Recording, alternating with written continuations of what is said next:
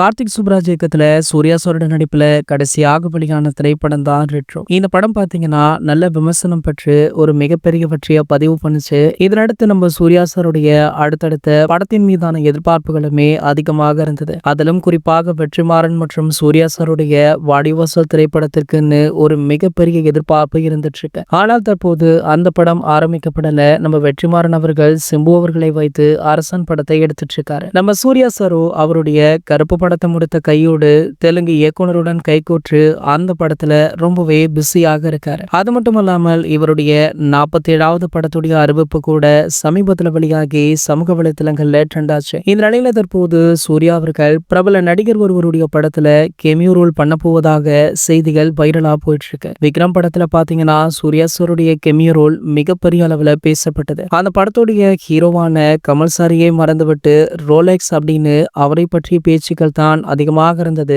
அதே போல தற்போது ரஜினி சாருடைய படம் ஒன்றிலுமே நம்ம சூர்யா அவர்கள் கெமியோ கேரக்டர் ஒன்று நடிக்க இருக்காரா. அதிலுமே ஒரு பவர்ஃபுல்லான கேரக்டர்ல நடிக்க உள்ளார் அப்படின்னுமே சொல்லப்படுது. சமீபத்துல தான் சூர்யா அவர்களை உறுதி செஞ்சிருக்காங்க.